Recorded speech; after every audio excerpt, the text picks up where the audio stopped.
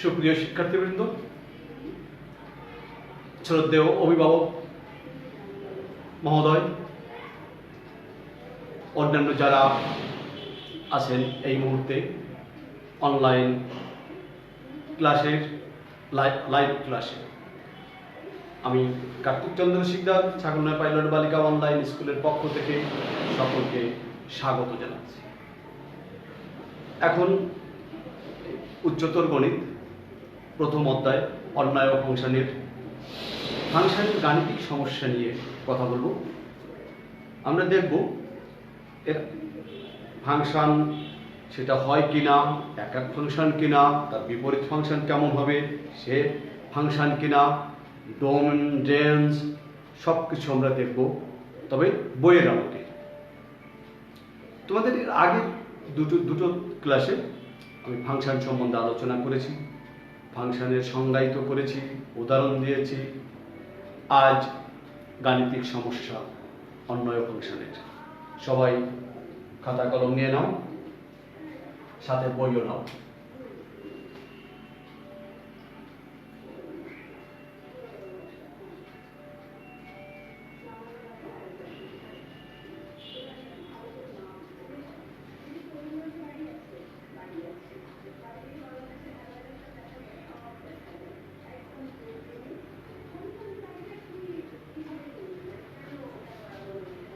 গাণিতিক সমস্যা।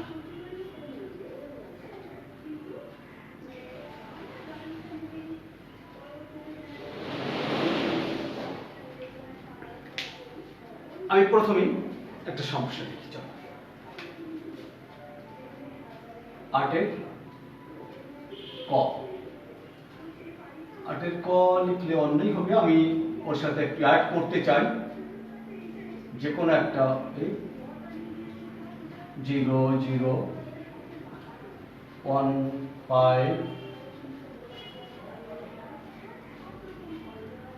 2 10 3 15 4 20 এই একটা অন্যয়। এই অন্যয়টি থেকে আমরা ডোম বের করব, ডোমেন, রেঞ্জ, বিপরীত এস ইনভার্স, সরাসরি লিখি আমি এস, এবং এস ইনভার্স ফাংশন কিনা, এরা এক এক কিনা।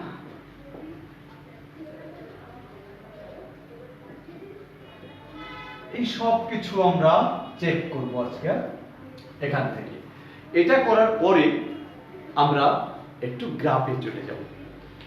এই অন্যটা নিয়ে গ্রাফ তৈরি করব। গ্রাফে গিয়ে দেখবো আবার সেখানে ডোমেন, রেঞ্জ, ফাংশন কিভাবে হয়। সবাই হোয়াইট বোর্ডের দিকে নজর রেখো, আমার কথা ফলো করো। প্রথমত আসি ডোমেন। ডোম এস, ডোমেনটা আমরা কাকে বলতাম?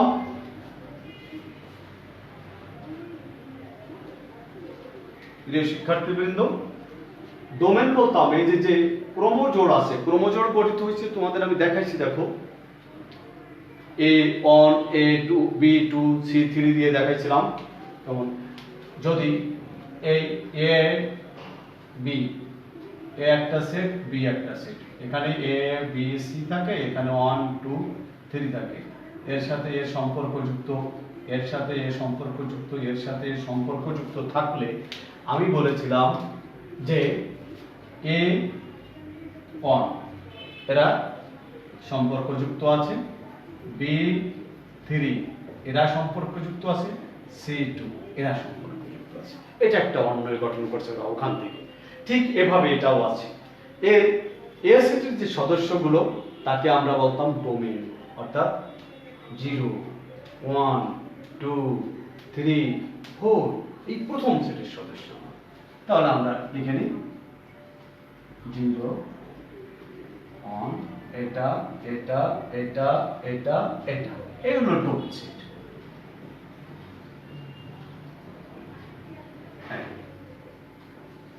বা রেঞ্জ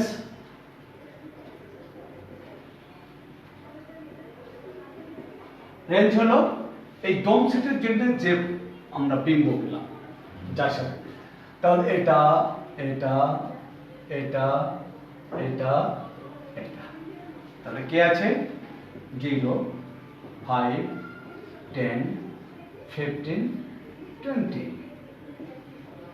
হলো রেঞ্জ। এবার এস ইনভার্স বিপরীত অন্বয়,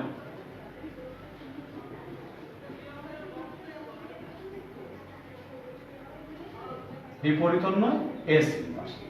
এস ইনভার্স যখন বলবো তখন এ চলে আসবে আগে, ডোম সেট এ হলো রেঞ্জ সেট হয়ে যাবে। তাহলে 0 0, এটা এখানে আর এটা এখানে, এটা এখানে এটা এখানে, এটা এখানে এটা এখানে, এটা এখানে এটা এখানে, প্রত্যেকটা ক্রম জোড়ে যখন এটা উল্টে যাবে তখন তাকে আমরা বলবো বিপরীত অন্বয়। আমি এখন অন্বয় বলছি, তোমরা খেয়াল করে দেখো, আমি ফাংশন বলছি না। ফাংশন যখন গঠিত হবে তখন ফাংশন বলবো, তার আগে নয়।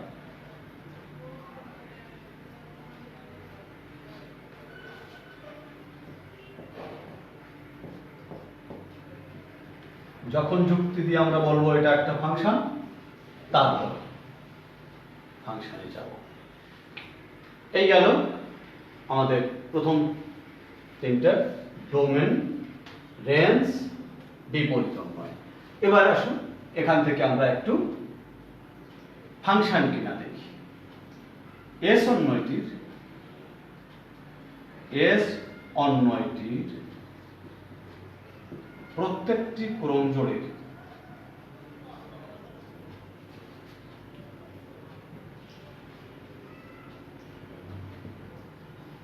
প্রথম সদস্য, এর দিকে আমরা খেয়াল করব।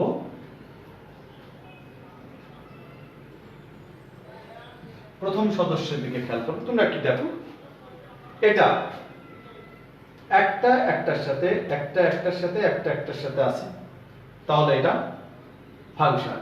এবং যদি এরকম একটা একটার সাথে থাকে তাহলে তাকে আমরা বলেছিলাম কি এক এক ফাংশন। এখানে যদি সবকটার সাথে বাম পাশের গুলো অন্বিত হয় তখন তাকে আমরা বলছিলাম সার্বিক ফাংশন। এই এখন যখন ক্রম জোড় করা হলো তখন প্রত্যেকটা কি আলাদা নয়? প্রত্যেকটা ক্রম জোড়ের প্রথম সদস্য এরা কি আলাদা নয়? শিক্ষার্থীবৃন্দ ভালো করে তাকিয়ে দেখো তো, এটাও আলাদা, এটা এটা আলাদা, তার সাথে এটা আলাদা, কোনটার সাথে কোনটার সম্পর্ক নাই। অর্থাৎ যদি প্রথম সদস্য ভিন্ন হয় বা আলাদা হয় সুতরাং আমরা বলতে পারবো সাথে সাথে এস একটি ফাংশন, এস একটি ফাংশন।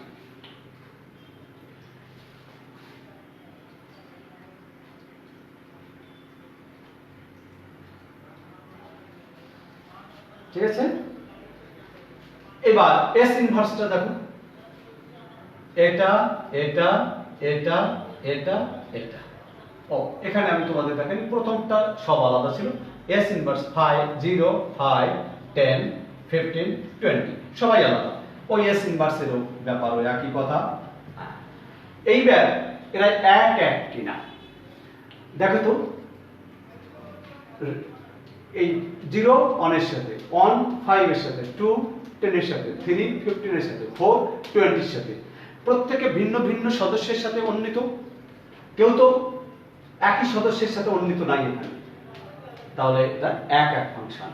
এবার যদি বিপরীত অন্বয় যায়, a0 a1 a2 a15 3 24 সবাই আলাদা আলাদা সদস্যের সাথে অন্বিত, তাহলে ও এক এক ফাংশন। তাহলে তোমরা বলে দিতে পারো এস এবং এস ইনভার্সের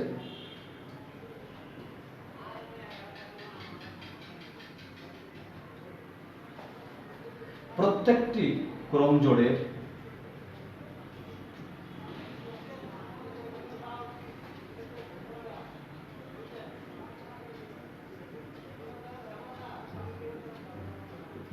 জোড়ের ভিন্ন ভিন্ন প্রয়োজনের প্রথম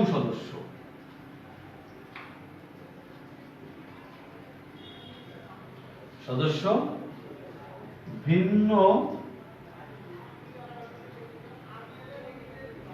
দ্বিতীয় সদস্যের সাথে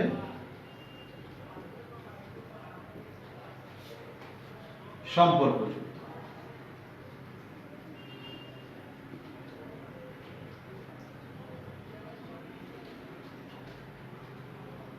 প্রত্যেকটি ক্রমজোড়ের প্রথম সদস্য ভিন্ন দ্বিতীয় সদস্যের সাথে সম্পর্কযুক্ত। তাহলে এস এবং এস ইনভার্স এক এক ফাংশন। যে শিক্ষার্থী বিন্দু, আমরা আর একটু যাব।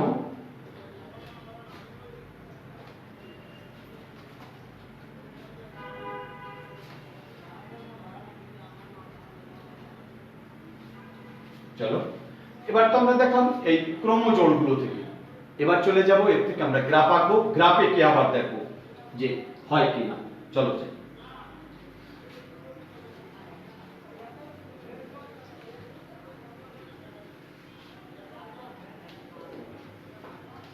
গ্রাফ থেকে কিভাবে ডোমেন, রেঞ্জ, ফাংশন সব দেখানো যায় আমরা তাই একটু দেখি। আমি একটা গ্রাফ এঁকে নিই। তোমাদের যে গ্রাফ পেপার আছে তোমরা সেই গ্রাফ পেপারে কাজ করবে। আমার হোয়াইট বোর্ড, আমি তো আর সেভাবে পুরা ঘর করে করার চেষ্টা করব না, আমি তোমাদের নমুনা দেখাবো মাত্র। একটু খেয়াল করবে সবাই। আমরা এদিকে 1 2 3 4 5 দিলাম। উপরের দিকে সমান ঘরকে 5 একক করে ধরি, এক ঘরকে 5 একক। 1 2 3 4 5। তো তোমাদের একটা কথা বলেছি, খেয়াল করেছো কিনা জানি না, এই উপরের দিকে আমরা এইকে বসাবো হলো x y, এটা x y x y x y x y x y। তাহলে আমাদের উপরের দিকে যেতে হবে পরের ক্রমজোড়ের পরের অঙ্কটা, পরের সংখ্যাটা। তাহলে আমাদের উপরের দিকে 20 ঘর পর্যন্ত আছে, প্রতি এক ঘরকে 5 একক ধরব। তাহলে 5 বললে এক ঘর, 10 বললে 2 ঘর, 15 বললে 3 ঘর, 20 বললে 4 ঘর। এভাবে আমরা যাব। চলো যাই একটু আগে।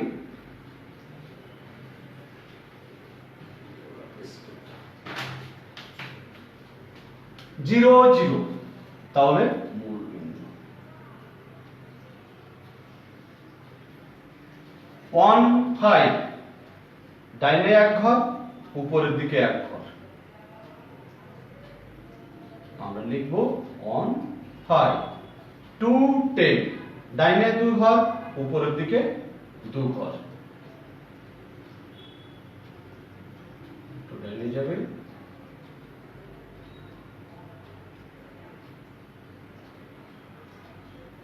2 10, 3 15, তাহলে 3 5 15, 3 50, 4 20।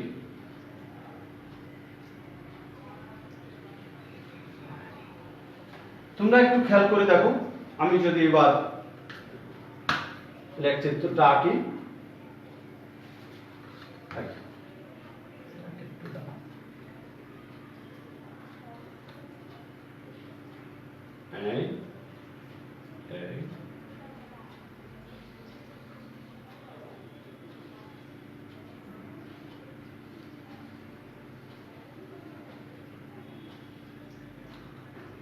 এই দেখো এভাবে গেল। আমি যদি এদিকে টানি, লেখচিত্রটাকে তো উভয় দিকে আমরা টানতে পারি, যদিও এখানে বিন্দু নাই, তাহলে এই রেখা বরাবর যাবে। একটু তাকিয়ে দেখো, প্রথমেই যেটা আমাদের দেখার বিষয়, যে আমি লেখচিত্র আঁকলাম এর কোন বিন্দু কি ওয়াই অক্ষের সমান্তরাল রেখায় একের অধিক বিন্দুকে ছেদ করেছে। এটা ওয়াই অক্ষ, এর সমান্তরাল রেখায় এপাশে থাকবে, এপাশেও আছে। দেখো তোমাদের গ্রাফ পেপারে এই সরল রেখাটি ওয়াই অক্ষের সমান্তরাল রেখায় একের অধিক বিন্দুতে ছেদ করে নাই। যেহেতু একের অধিক বিন্দুতে ছেদ করে নাই, তাহলে এটা একটি ফাংশন। প্রথমে এটা ফাংশন। আর ডোমেন রেঞ্জ ব্যাপারে এখানে আমরা সামান্য যে 0 1 এখান থেকে x এর যে মানটা এটা ডোম, y এর মানটা যেটা রেঞ্জ, এটা এখানেও বোঝা যায়।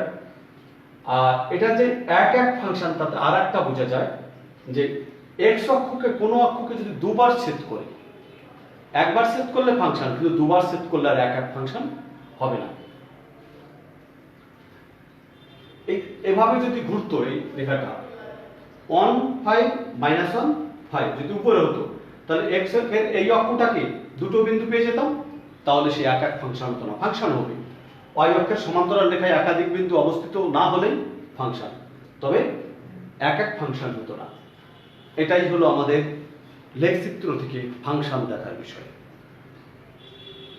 তোমরা এর পরবর্তীতে আমরা লেখচিত্র থেকে আরো ফাংশন দেখব তোমাদের বইয়ের আলোকে। আমি এটার আলোকে তোমাদের লেখচিত্র থেকে এটা ফাংশন কিনা, এক এক ফাংশন কিনা সেটা দেখালাম। তোমরা ভালো থেকো, সবাই সুন্দর থেকো। তবে ক্লাসে থাকবে, এর পরবর্তীতে আবার উচ্চতর এলে এর পরের কাজে যাব আমরা। আজকে একটু সহজ কাজ নিয়ে শেষ করলাম। সবাই খুশি।